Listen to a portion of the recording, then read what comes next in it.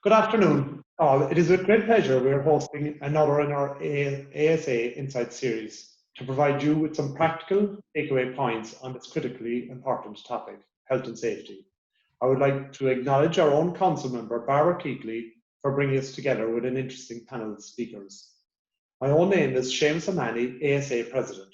I also founded Dairygold Agribusiness and sometimes found on heavy machinery, helping out my family in agri-contracting around farms in West Cork. When I think of health and safety, my first thoughts are machinery and children. Growing up in an agri-contracting family business, I experienced several preventable accidents along the way. Children playing in a farmyard, distracting a workman who was subsequently struck by a machine, in hospital with a broken hand after falling off a combine, meeting my neighbour with his left hand lost while repairing a silage harvester chopper mechanism, and a number of other near misses along the way. Most of these, when I look back now, were preventable by good work practices and good machinery design and maintenance. Today, many years later, my main observation is that safety practices and culture from the construction industry in our home business at home has transferred positively to the agri-contracting element of the business. So I pose the question to our panelists, do we as an industry have more to learn from other sectors? In terms of workplace and home, for many of us, COVID has changed perhaps forever our normal ways of working. Pre-COVID, our main personal risk was workplace and commute. Today, many of us are working remotely with kids loose around the home without childcare. This poses a changed dynamic we should be aware of. Just a few weeks ago, our 3-year-old, youngest of 4, locked himself into a people carrier on a warm day. Short message is that we had a lucky escape. I'm also aware that many of our members with children at home in farm environments without school routine. I'm sure our panel may deal with this in our discussion.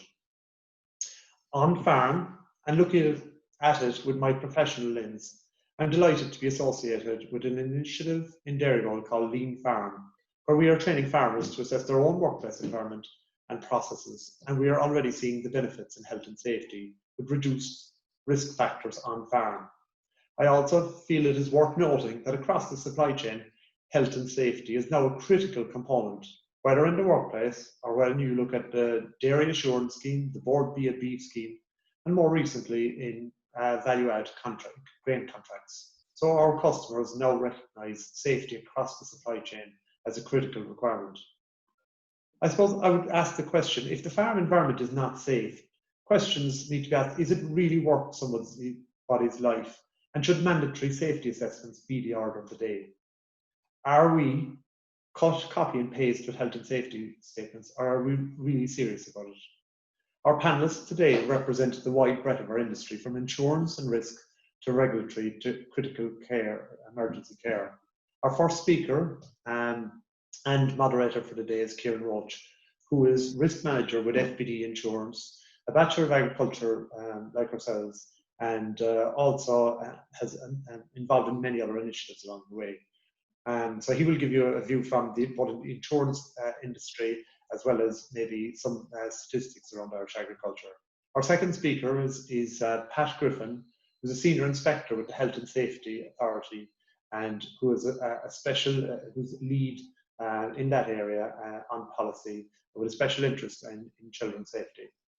We'd also like to especially welcome Dr. Jason van der Velde, a fellow West Corkman by way of South Africa, who ably runs our West Cork Rapid Response, which is an amazing initiative.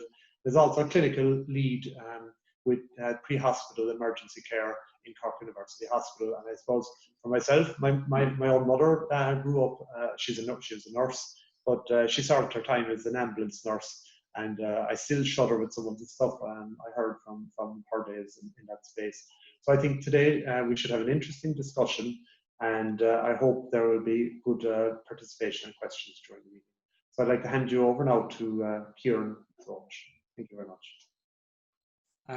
I'm Kieran Roach. I'm the risk manager with FBD Insurance, and I hope you can all see clearly on my screen here.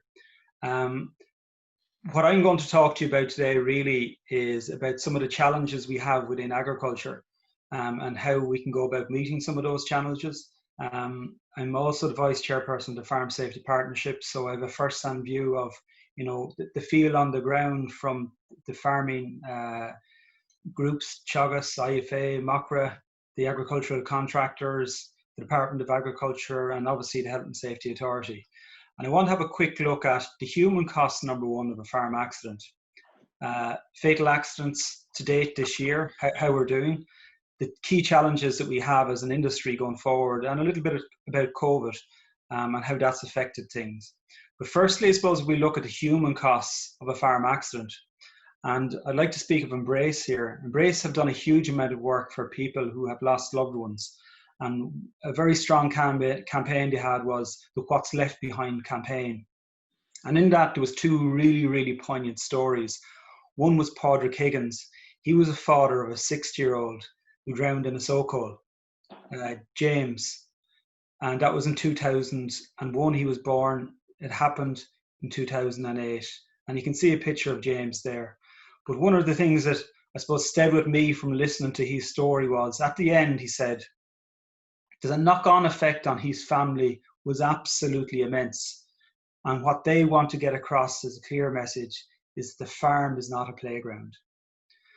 And another case, Diane Banville from Wexford, and a Wexford person myself, she was married to Kevin.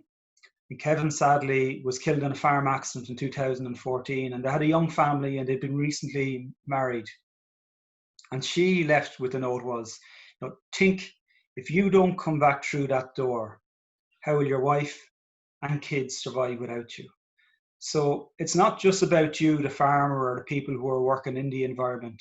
When there's a fatal accident on a farm, whether it's a family member, a neighbour, uncle, auntie, it affects a huge community.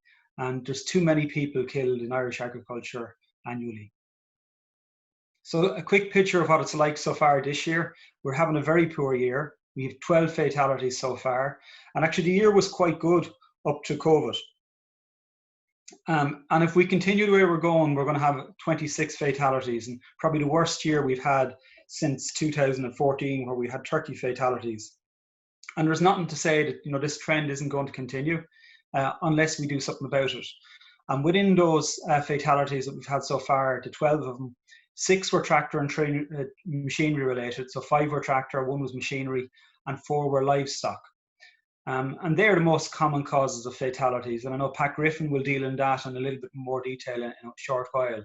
But we are seeing an upward trend in the number of accidents involving livestock.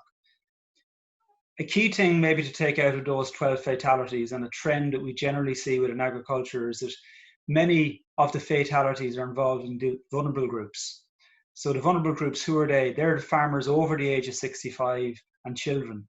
So of that 12, 8 of them were over 65 and 3 were children. And the older farmer accounts for 42% of all fatalities in our workplace. And mainly there would be tractors and machinery. That figure is actually incorrect there. It's tractors and machinery followed by livestock. And for children, it's 10% of everyone who's killed in the workplace. And 83% of these involve tractors and machinery. So what are the challenges we have before us? One of the biggest challenges we have in agriculture is the age profile. So the 2016 census tells us that 55% of our farmers are over the age of 55 and 30% of them are over the age of 60. And I suppose the older you get, you're more inclined to be injured on a farm. And if you have an injury, it's harder to recover from it. And we can see that from the statistics. So your ability to move, to get out of the way, your hearing, etc., that it depletes with age. And everyone's different. Some are more able than others, but it's really important that we're aware of those risk factors with older people on the farm, and we adjust the work that they have to do accordingly. There's financial pressure. So whether it's the price of beef, the price of milk, this all affects how we can manage safety on the farm.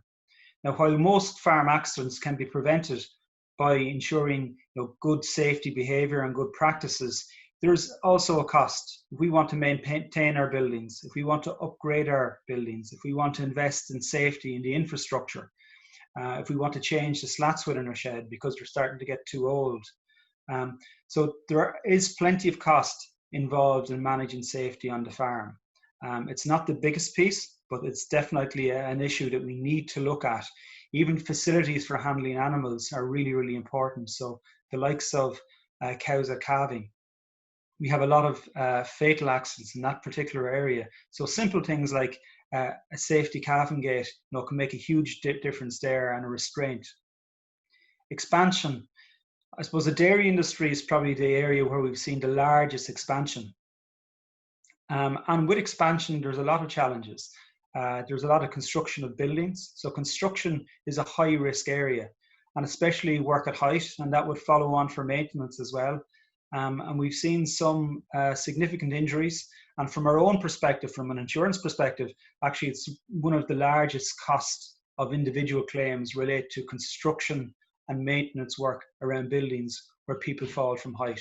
So it's an area where people must concentrate on managing things safely. If you're building a new building, you have to appoint a project supervisor construction stage and ensure that that site is managed safely. We've also seen with expansion that farmers need a lot more grass and a lot more silage.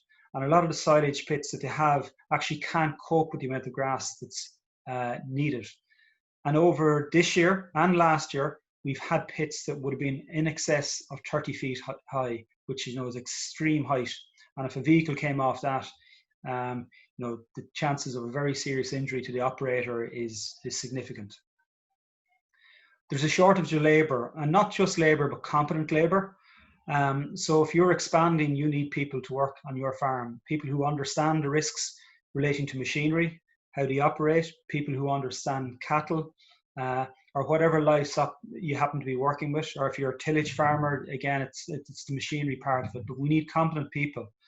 This is the time of the year, I suppose, where harvest work goes on, and we see a lot of young drivers driving machines on the road. And actually some of the videos that went viral recently related to young drivers on tractors with pulling silage loads behind them.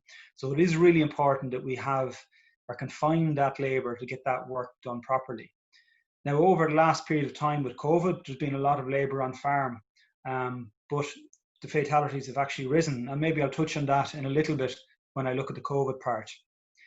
The machinery that we have are getting larger and larger and more complex, so they're harder to operate.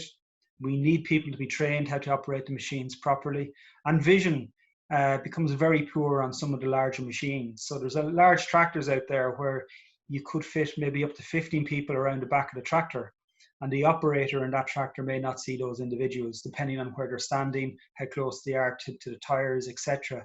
So vision is a big issue with new machinery and the size of machinery that's been used, and even how they travel on the road. A lot of our roads aren't catered for that large machinery.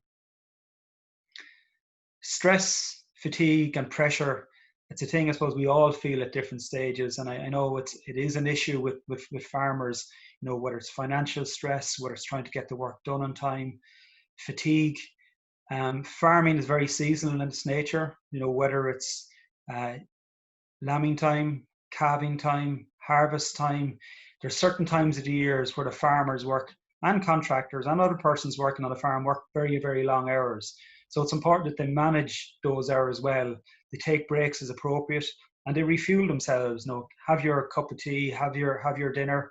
You need to refuel your body and make sure you get good sleep at night. And there's a lot of work pressure. And if you're under pressure at work or to get it done fast, that's where you start to take shortcuts. And shortcuts can lead to short lives.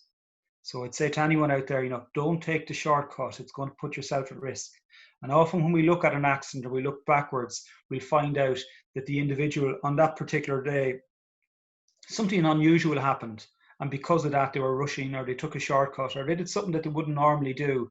And that was instrumental in either that serious or fatal accident occurring. Changing behaviour, I suppose, to me, is one of the biggest challenges that we have within agriculture. And Pat will probably mention this as well. Most farmers understand the risk on their farm. They understand the hazards. but they often take chances when they're in a hurry, they're under stress, or they're under pressure, or there's a financial costs. So we need to find a way for those farmers to understand, why they're making those decisions and to change it. Research has shown us that where a farmer is much more likely to take a chance if it's the norm within his industry. So, for example, if all the farmers in the community happen to give toddlers a lift on the tractor, it's more likely to become a social norm and it's okay. Or where you have a tractor on the farm and it's your second tractor, but the brakes are poor on it, but it never goes to the road. Sure, it's okay to have a tractor like that. I only use it scraping the yard. Unsafe behaviors are never okay. And until we get to a stage where we change that, and maybe Seamus, that's something that you said at the start about, the difference between agriculture and other industries. Well, agriculture is a little bit different. We all manage our own site. Most farmers are self-employed. So it's not like someone else managing us. You will find that farmers with employees often are more careful because they wouldn't like that injury to happen to them or to maybe a child or someone on their farm, but they'll take the risk themselves, but wouldn't allow someone else to take it. It is important to note that many behaviours are learned behaviours. So what we've learned from our parents is what we'll do going forward. And I know there was a campaign in the States a number of years ago, a little bit like this picture here where you see the child on the tractor driving with mother and fathers in the back sowing grain. It's a lovely image, but they said, it's better to bury a tradition than to bury a child or to bury an individual. So what do we need to do? Farmers need to look at issues that negatively affect their safety behaviour, such as distraction, stress, other constraints. Distraction can be the mobile phone. And once you identify it, get rid of that risk if you can, or modify it. Don't leave safety to chance. You need to manage and plan work activities on the farm. And planning would include, safety, maintenance of farm equipment, machineries and facilities. You need appropriate facilities to manage a farm safely. As we said earlier, even in relation to a cow calving, a calving gate and restraint gate can save a life. COVID is with us at the moment.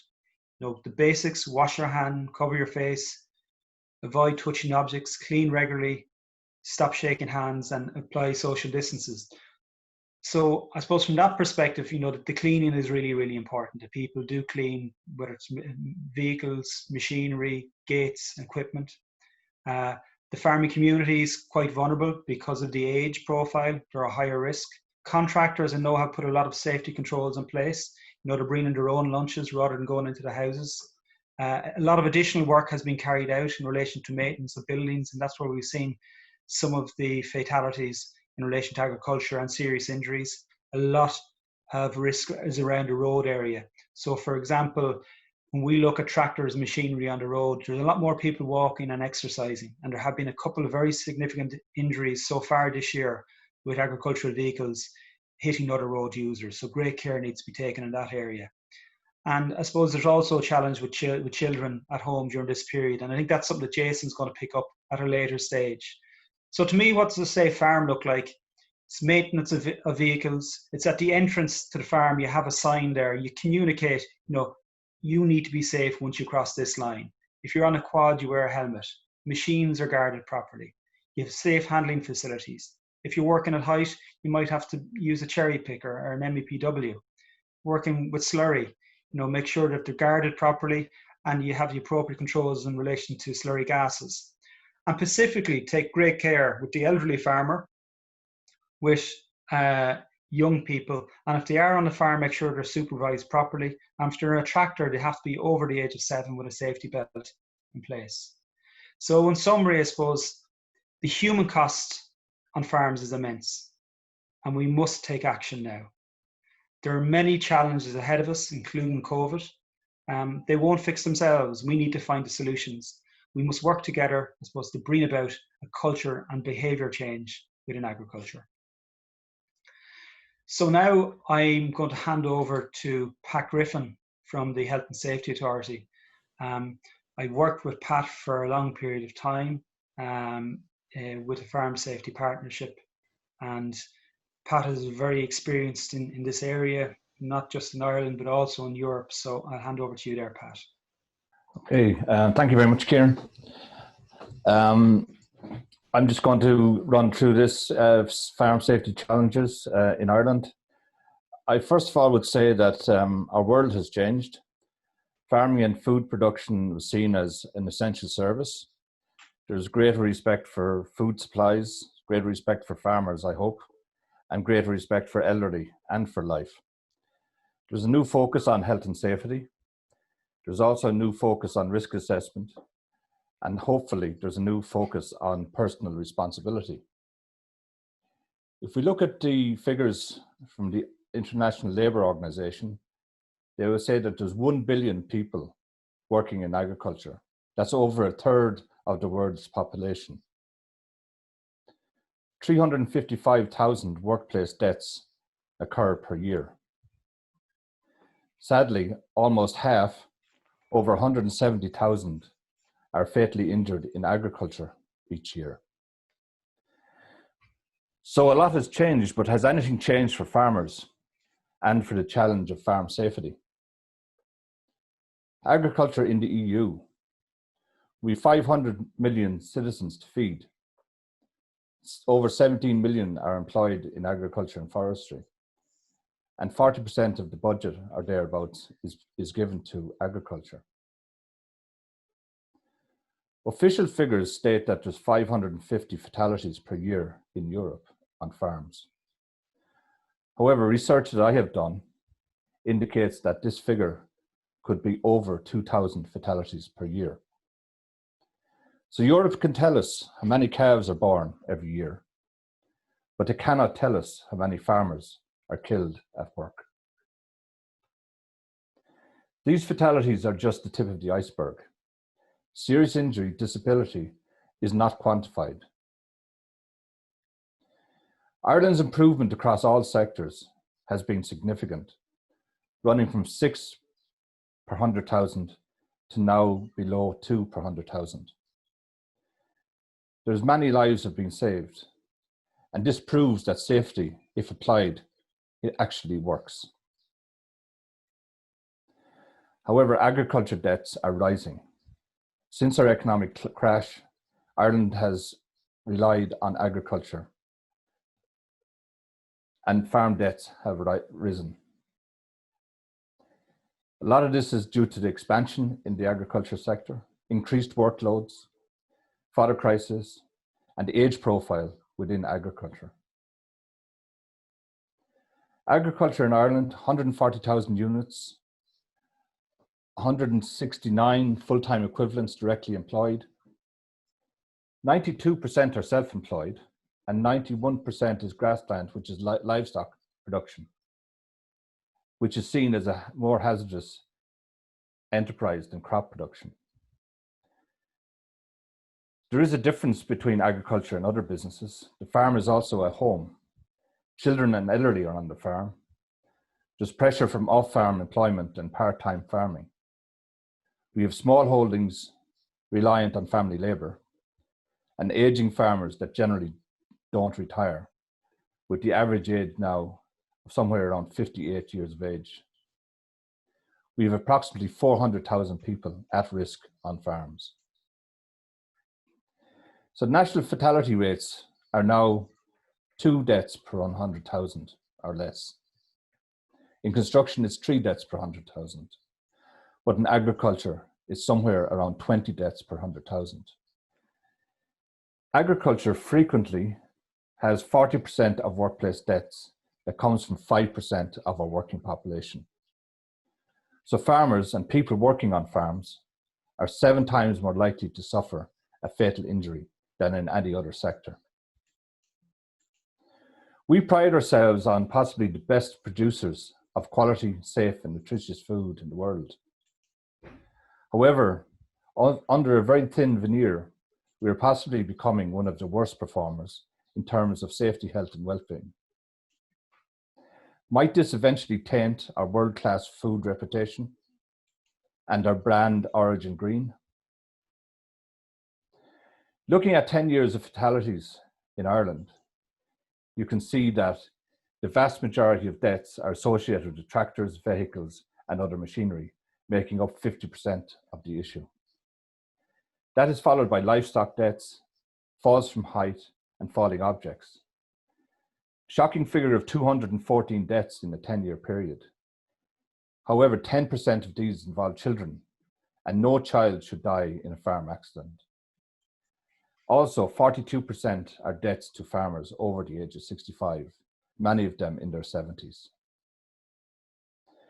Areas needing urgent action. Practical skills training for all farmers. We need continuous professional development, particularly skills for tractor, machinery, and livestock. We need policy on tractor and machinery maintenance, possibly NCT for all tractors. We need policy on aging farmers, particularly policy to protect their safety. We need retirement packages and/or assistance programs for farmers. The National Farm Survey will show that there has been an increase in non-fatal injury over the last 10, 15 years. If we look closer at this, while we thought we had machinery injury reducing, it has actually doubled or over doubled since 2011. If we look at the blue lines, livestock, with the increase in the national herd, livestock injuries and deaths have increased. So with the increase in the national herd and feeding that national herd using machinery for fodder, it's no surprise that these injuries are increasing. Pat, Yeah. could you move your slides along? They're not actually moving there. Could you page down to where you are? Are they not? Okay. It's showing on my computer as linking down, so yeah. I'll have to do it this way. It's moving. You're there now. Perfect. Yeah. Okay. So what slide are you on? I'm on slide 13 now. Yeah, perfect. We can see that. Yeah. Okay. So if some examples of deaths, and we would extend our sympathies to families involved. These are shown to show you how simple these accidents happen. Here is a photograph of where a 2-year-old child was reversed over by his father. You can see the tractor marks and the blood staining on the ground. Here, a 5-year-old was brought to a field in the tractor, and he was let out to raise pheasants at the top of the field. And the father went to cut the whole crop silage, which was so high he couldn't see his child, who was killed. Here, a 12-year-old driving a tractor on his uncle's farm, lost control, overturned, and suffered severe head injuries, and died shortly afterwards in hospital. A 17-year-old traveling on this drawbar received crush injuries when he fell off when the trailer loaded with timber went over him. This is Diane Banville's husband's fatality, a 33-year-old. He was unwrapping a round bale of silage at the front end loader, and he was crushed up against the feed gate. There was a defective mechanism in a clutch mechanism of the tractor. Here's a scene where a 37-year-old farmer died in the slurry tank. He fell in, and his father got off the tractor to catch him, but had to let go his hand and get back into the tractor to switch off the mechanism. And when he got back, his son was entangled and drawn down into the slurry. Another shocking thing about this was a young child was standing by watching. This was a death to a good friend of my brother-in-law in Mayo, a 45-year-old. He was found in this diet feeder, which was still running several hours after he'd been last seen. The deceased was loading round bales into the diet feeder, and it was thought he was trying to pull plastic off the round bale when he was pulled in. Here, a 61-year-old farmer turned his back on the tanker as it was being filled, and it rolled back and crushed him up against the cattle shed. This is a photographs from my mother's cousin, who was killed on a quad bike, who was out tending cattle in poor light conditions, and he struck this ESB pole. he wasn't wearing a helmet and suffered a head injury and died. Here, a 73-year-old was reversed his trailer into this position, and we went around the back to open the trailer door. The tractor slipped back, crushing him against a pillar. The 70-year-old here was unwrapping the bale you see to the very front when a bale behind him slipped off the stack, crushing him. Here, a 73-year-old was using this tractor to bring a round bale down into a field in the raised position, and it overturned when it hit a pothole, and he died the following day. So if we look at Europe, their deaths across Ireland, Europe don't count these deaths, a lot of them. But if we look at issues in Europe, while we have 40% of the European budget is allocated to the CAP, cross-compliance currently involves compliance with over 18 directives and regulations and 15 standards. These cover various issues, particularly the environment, food safety, animal health, plant health, protection of wildlife, maintenance of farmlands, etc. However, the safety, health and welfare of farmers and farm families is not clearly considered and is hardly mentioned. Problems in the EU and Irish farming sector. Education, particularly skills training, is insufficient. Farmers are self-employed and therefore self-supervised and risk takers. There is insufficient farm labour due to cost and general labour shortages. Farming in Ireland is largely reliant on family labour, young and old. The average in the EU is 76% reliant. Ireland is 92% reliant on family labour. The age profile within Europe, 90% of EU farmers are actually over 55 years of age.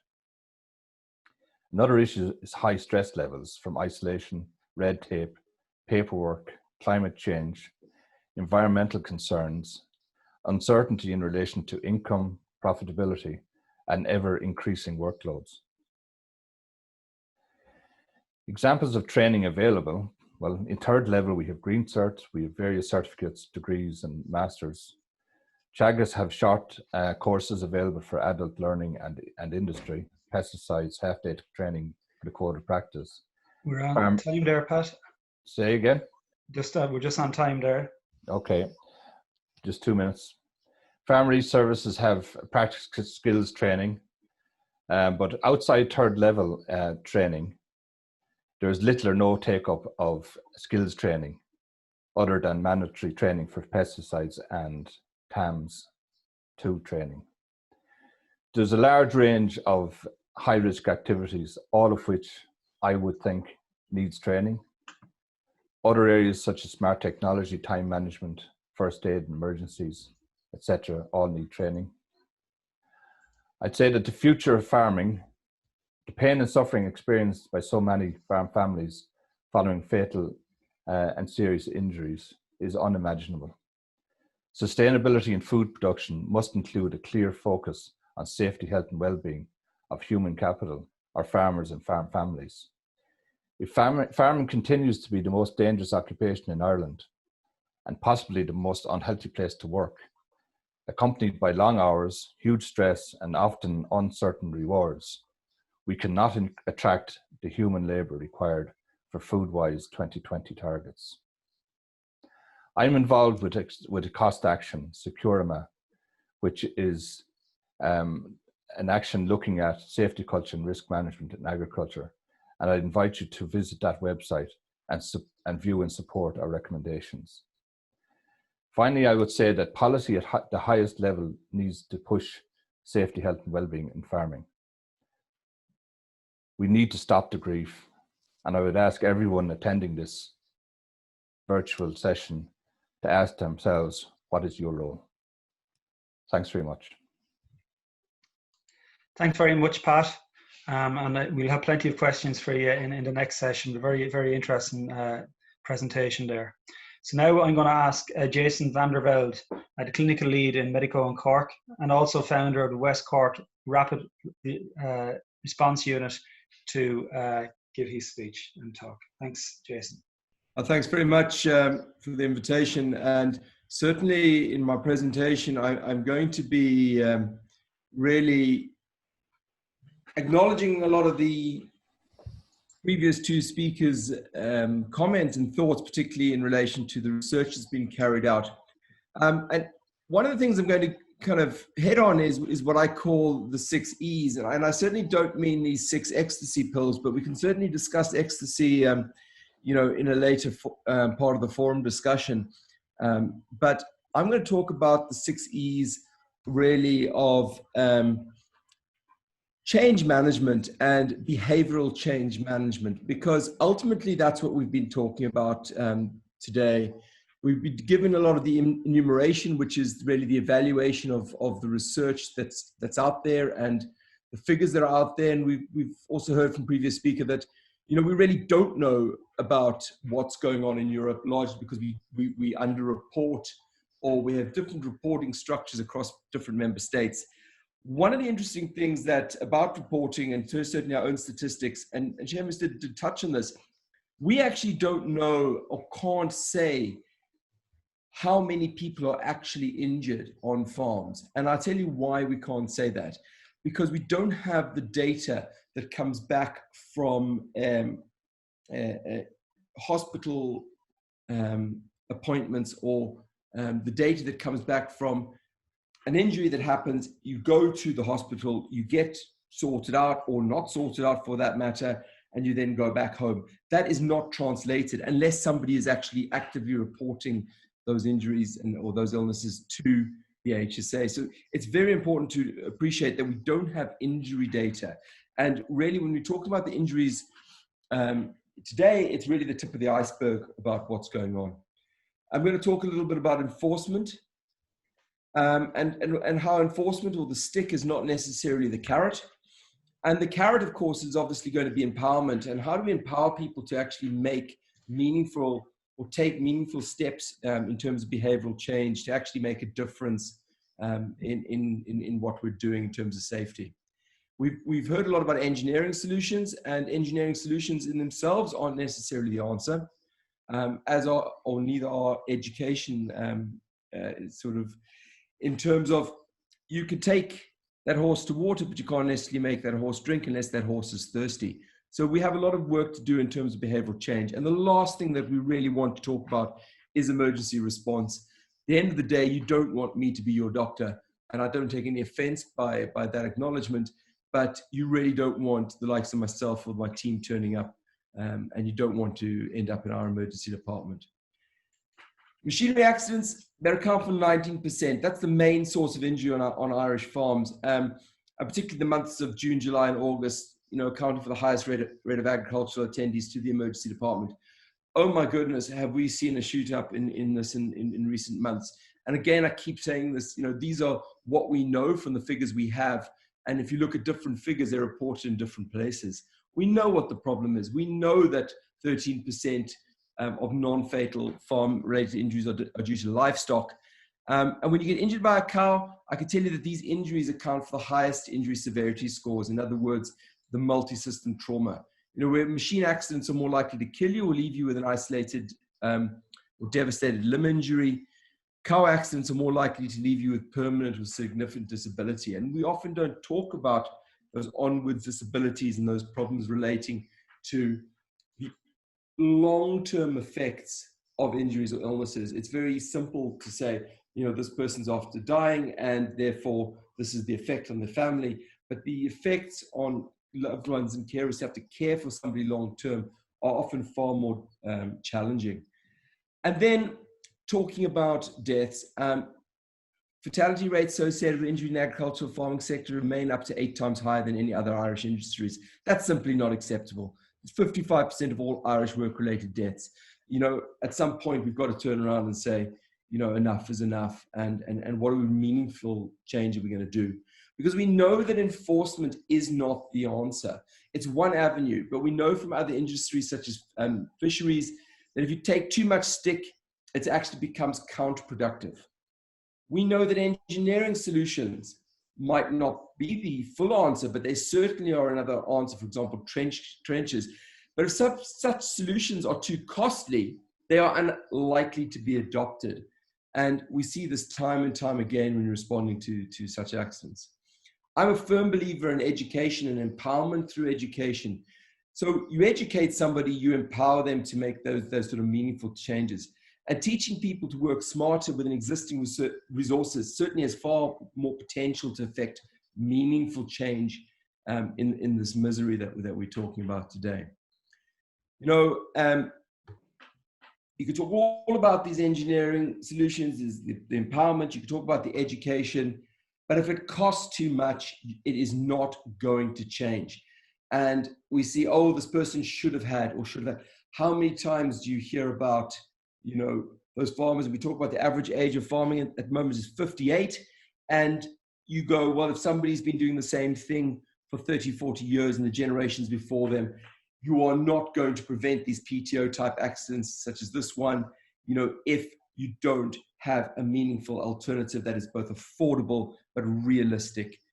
Just saying that, oh yeah, look, deaths and misery and all that sort of stuff happen is just one thing that is just throwing stats at people, unless you can actually empower them through cost-effective engineering solutions. We're going to continue to see these accidents. And I tell you now, I've looked at the statistics of PTO accidents that are out there, and yet every single year I'm going to 2 or 3 PTO accidents, and they are not reported in the HSA or the official figures. And there's definitely something about these shafts and things, and particularly the older kind of machinery, that is still happening all the time. There's an elephant sitting in the room with us as we're sitting at home and we're you know, logging on online in this brave new world. Certainly, I'm trying to get used to speaking to a computer where I can't see all of your faces, knowing that there's sort of 40, 50 people listening in. The elephant in this room is where these accidents are happening and to whom those accidents are happening. And we have spoken about that 71% of all deaths occur in the farmyard. But the most frightening statistics talked about today is far more personal, that a family member suffers over 90% of all farmyard injuries. Your mum or dad helping out in the family farm, greater than the age of 65, make up 50% of all annual fatalities. Your son or daughter living on the farm, in other words, someone under the age of 17, make up 23% of all annual fatalities. That is just absolutely unacceptable. And I'm talking obviously from the medical industry, but if I look, for example, and I go and I respond to one of the pharmacological industry sites, some of the Seveso sites, which is supposed to be the most dangerous sites in all of Europe. You go down to Cork Docks there and you see fences, walls, you know, physical barriers, checkpoints to get into these industrial sites. And yet people live on farms. And we are seeing this now over and over again. I can't tell you how many this week already of accidents relating to children or older adults that we are seeing on farms, simply because people are, unfortunately through COVID, are stuck together with very little else to do other than be on the farm. And it's a wonderful place to educate your kids, fair enough, great, but it's not a wonderful thing to have me as your doctor and coming to visit you. And certainly, you know, we've got to think about our farms as places of work, and we have to separate out where we reside and where we live and where our families function. Enforcement is not the whole answer. Yes, it's part of the answer, but it's not the whole answer. You know, we have to come up with solutions. Either engineering, this is a farm in Bear Island. I'm really worried about the size of that animal if that gate is that high, you know, but we've got to have realistic engineering solutions which put physical barriers between where we live and where we work. But a word of caution on those sort of physical barriers and those sort of solutions.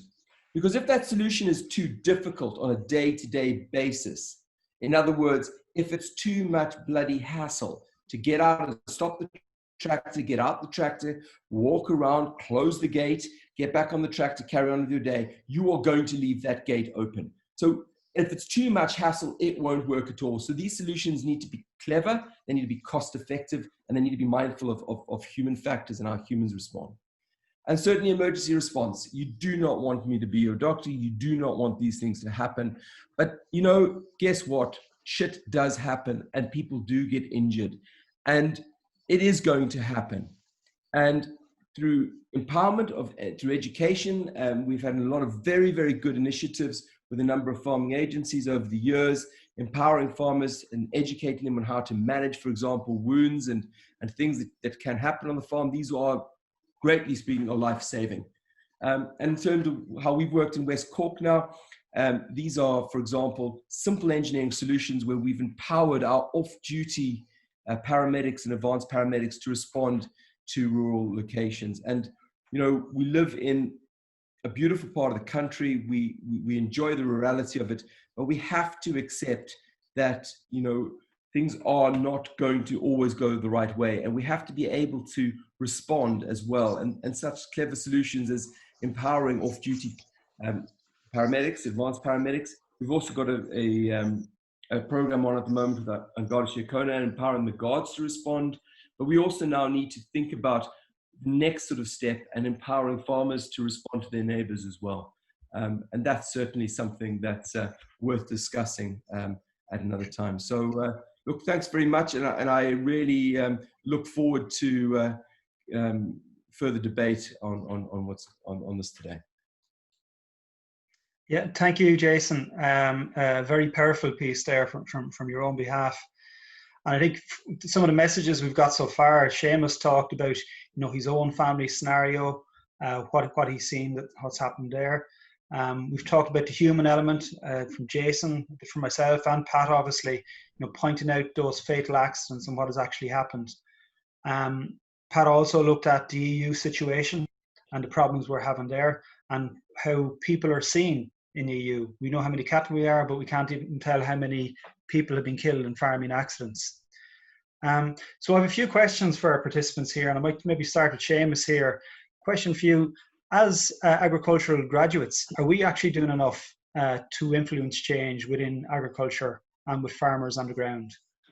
Yes, to an extent, but I think we're at starting base, and I suppose that's part of the reason we, you know, at council, at ASA Council, we felt that this topic, which we haven't really dealt with before, needed you know, to be brought to light.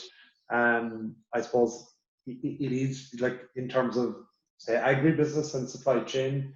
As I mentioned in the introduction, in terms of be it the dairy assurance schemes, the board BIAs, the even grain contracts, I see this year, let's say it's an increasing focus, but it really, I suppose, it has to move away from, like, you know, cut, copy and paste health and safety statements to actually a live statement that's, you know, real and up to date for the farm. And I think, you know, I suppose that's the people that are attending this meeting. I think that's why people are on the call. We have good opportunities to affect change in our own workplaces and our own homes. So that's good. That's the reason we're holding the meeting today. Yeah, thanks very much, Seamus. And I must say, I am delighted to be asked here today to participate in something that I'm really passionate about. And it's fantastic to have an opportunity to facilitate an event like this. I have a question for you, Pat. Maybe I'll mix two questions together because there was one question that came in. So for Pat Griffin, you know, what's the big game changer here? What's the big game changer in relation to safety on the farm? How are we really going to make a difference? And there was another question that came in here in relation to slurry covering facilities, you know, at slatted points. Are the covers that we have at the moment, are they adequate? Is the design well enough? So they're two separate questions I'll put to you, Pat. Okay, thanks, Kieran. And I'm delighted to be involved also, and delighted that ASA has dealt with this. I'll deal with the second question first. I think the coverings on agitation points, the modern coverings are quite good, where you've got different leaves that you can lift and you've got a grid underneath, and you've even got in some systems enough room for the suction hose to go in. But there's far too many agitation points around the country, still with big concrete slabs which have to be lifted and moved away so that agitation could happen. There's been grant schemes there for a long time for proper agitation points, and really farmers need to change out any that are still in the old type. In relation to what the big game changer is, obviously there's no single silver bullet. that's going to solve this problem. If there was, I think someone would have identified it already, because there's many very, very good people trying to deal with this issue of farm safety, and for a very long, long time. But I think the game changer is a mix of things. Certainly we need policy changes at EU level and at national level. I mean, if the EU doesn't understand the problem, if they don't count 75% of deaths that happen on farms, they're not counted, they're not registered, they're not investigated.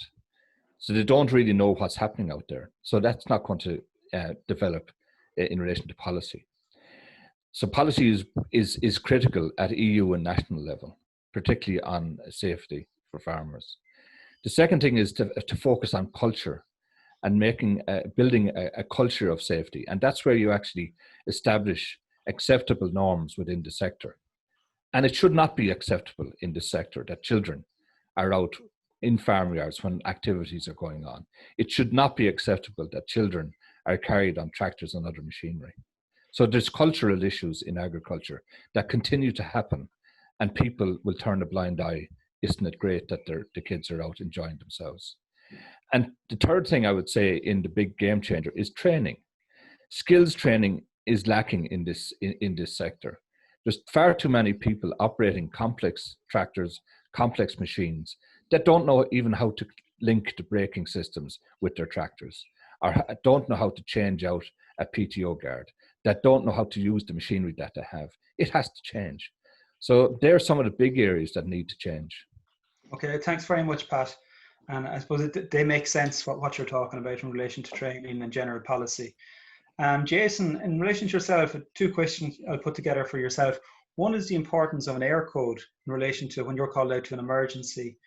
And maybe in maybe 30 seconds or a minute, what's the mayhem or the scene when you arrive on a farm and there's been a farm accident? Well, just take the first question. You know, if we don't know how to get to you, we can't get to you fast enough, and that's an obvious one. What I would say is, to me, one of the greatest risks if an accident has occurred is that farmer is not able to actually, that lone worker is not able to actually make a call to the emergency services. And we know that mobile phone signals are not great in all parts of your farm. And if you are sitting somewhere where this phone signal isn't great, you're working somewhere the phone signal isn't great, I put it to you that you should be able to have some means to contact the emergency services. And certainly there's some interesting tracking devices out there. I've spoken at length before of having simple solutions, like having a cheap, you get them off a toy shop, two-way radio system that you can actually talk to your partner or colleague in a neighboring farm. Just keep in touch with people and just be able to alert the emergency services and let somebody know that something's not gone right. And certainly take a second question about the chaos that you can land into. I don't find the agricultural community to be that flappable. Certainly there's some awfully tough people out there. And, when we arrive on scenes, often there's an underplay of just how bad things are. Oh yeah, I took a belt off a bull. I went to a 94-year-old the other day who still wanted to make me a cup of tea and give me some biscuits, after taking a belt off a bull. And, 94 years old, tough as nails. And certainly the only thing that she wanted to do was to make sure that the chickens got fed that night. And so actually I find quite the opposite. People actually don't necessarily describe what's going on. And this is the problem when you've got too much stick. If there's too much enforcement, people don't want the authorities involved in an accident, they will tend to underplay what's actually gone on or try to hide what's gone on. And that's quite important, that we need some more open cultures and certainly look towards other industries, again, such as the petrochemical industry or the airline industry, where there's no blame cultures. When something goes on, there is a no blame culture, where things are actively reported on because there's a general consensus amongst the industry and amongst the farming community, for example, that actually we want to learn from accidents. And if we really want to have a valuable statistics, we need a no blame culture where, you arrive on scene and somebody says, look, this is exactly what's happened. And when the HSA arrive, it's not, oh my goodness, the feds are here to kind of shut me down. And I think we need to have certainly work towards what the airline industry and the petrochemical industry are doing so well. Okay, fantastic. Thank you for that. There's a load of questions coming in here at the moment, and I suppose maybe like to ask a couple of them. We may not get through them all. One question is probably directed at myself, was from an insurance perspective. Is it a requirement that you have to have a safety statement? It's obviously a legal requirement. We encourage people. We actually developed the online risk assessment with the Health and Safety Authorities to make it easier for farmers to complete that safety statement. And originally, obviously, it was put together with Teagasc, the HSA, and the Farm Safety Partnership. It's not a compulsory requirement for most cases. It is on an individual cases. There's a question here for Pat in relation to inspections. Should there be more inspections carried out on farms? Pat, quick answer on it, one line answer. Yes, I think we should do more inspections, but the real game changer with farmers is that we can't have farmers waiting for inspectors to arrive on the farm to tell them what they need to do. They need to be proactive themselves. They need to do their own check on their farms and be proactive and put things right. And just to respond to Jason talking about the feds coming onto the farm and checking stuff out and people not wanting to give too much information about an accident that may have happened on the farm. The authority does not have sufficient resources to investigate non-fatal injury. All the non-fatal accidents that happen on farms generally don't get investigated unless we get notified and that there is a worker involved and there's a duty holder involved. So, you know, we have a very good working relationship with farmers. I don't think farmers fear the Health and Safety Authority. I wouldn't want to regulate through fear. I think we have to have a positive approach to farm inspection.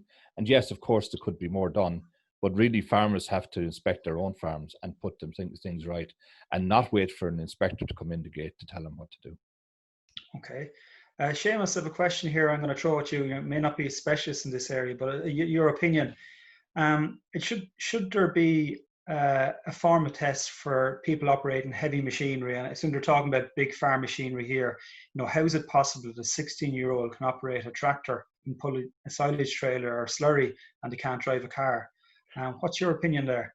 I have to be careful what I say, but I suppose that just in terms of what I see, let's say our business at home, my family's, or my dad and my brother's business, half of the staff, or all of the staff at some stage operate plant equipment, and the safety check bills and machinery are certified, and there's air brakes, and there's every kind of, you know, there's cameras, there's everything in place in terms of, you know, preventing an accident because they have to. But by default, it's almost they expect a safety induction talk, they expect the soapbox safety talk, they expect, and it translates across then that those operators, when they're operating the actual agri contracting side of it, they take that element of it more serious. And if I remember when I was younger, you know, I was flying by the seat of my pants most of the time with bad brakes and bad, you know, just poorly designed equipment, modified equipment, poor, you know. Whereas nowadays, you know, they wouldn't be on the road with that type of stuff. So there's an awful lot of, you know, so I would think a bit more formality around it to change the culture, but maybe not in terms of, I just think that there's definitely something in terms of learning from other industries. Yeah, thanks very much for that, Seamus. And I suppose personally myself, obviously, you know, tractors are big and it's a dangerous machine, and it is an area, you know, that the RSA have looked at, and they've spoke to the other organisations that are involved as well. And it's something that I suppose it's constantly been looked at. But large machinery are very dangerous. As we said earlier, there've been a few serious incidents on the road this year with machines and road users. Pat, there was a question that came in for you in relation to policy. Would policy translate to farm payments? Well, this has been one of my hobby horses for years, that if you don't influence the pocket, you're not going to influence the farmer. And when I mentioned linking basic farm payment with safety, people automatically see deductions and penalties. But I would switch it the other way maybe and maybe we should have bonus payments for farmers that have certain things done. If you had a system where if a farmer did one day's training in safety per year, he actually got a bonus payment from the CAP. If he had his machinery maintained and a record of it and certified equipment, would he get some sort of a bonus rather than it being a negative? I certainly think there's potential for to go that direction. I'm sure if the EU actually realised the amount of death and injury that's happening on farms, like when they think that there's only 500 deaths per year and the reality is over 2,000 deaths per year, and listening to Jason and his reflection on the mayhem that's happening at the moment with people now on the farm that may not have been there all the time, people that are back on the farm working from home, but that is not their normal workplace, children on farms for an extended period of time and things getting lax. If you count all the death and all the injury and the cost of it and the human suffering, I think a lot of things could change, but I don't think the EU understands what the problem is, and I don't think they're ready to go there yet. But I think there's some changes coming in the CAP, but not enough from my point of view. Okay, thanks, Pat. A question here, I'm going to throw this at you, Jason. It's just about around language to choose. Often should not is used. So children under 7 should not be in a tractor. Should we change our language to say must not? So changing the should to a must, and would that help change culture and behavior, do you think? Well, again, that's part of the enforcement side of things. But I would be, very keen to, demonstrate to the agri industry what happened with the fishing industry, in terms of you should wear a life jacket to you must wear a life jacket. And certainly there was a lot of work gone into the behavioral change from that. And when you actually asked fishermen why they chose not to wear a life jacket, it's too uncomfortable, it's too bulky, we can't actually work properly whilst we're wearing that piece of safety equipment, etc., etc. And so then there's the engineering solutions that came around to that, which said, well, make them comfortable, make them lightweight, make them something that you can work with, and that empowers them, to be able to do that. So how do you empower somebody to pass on the love of farming to your children, but in a safe way? How do you empower somebody to look after their children at a time where there's government shutdown and children are not at school, when they are meant to be out working all day? How do you enable somebody to take care of their kids, when kids are at home? And these are the other way of actually asking that question. I think we live in a society now where there's all these rules and regulations, and frankly, if somebody says you should not, or you must not, or you whatever language you use, I don't think it actually washes at the end of the day unless you actually empower and enable people to positively make change. Okay, I see we're gone on time there. So one last question I see that's come in here was, on larger farms where there are a large number of staff, 5 or more, is there a more substantial health and safety assessment requirement compared to the standard self-assessment? I might answer that myself. Once you have more than 3 employees, then you can't use code of practice risk assessment, and more robust safety statement is needed and assessment, but the principles are still generally the same. So with that, I'm going to hand it back over to Seamus. I really want to thank everyone who's participated today. There's been some real valuable nuggets that's been thrown out there.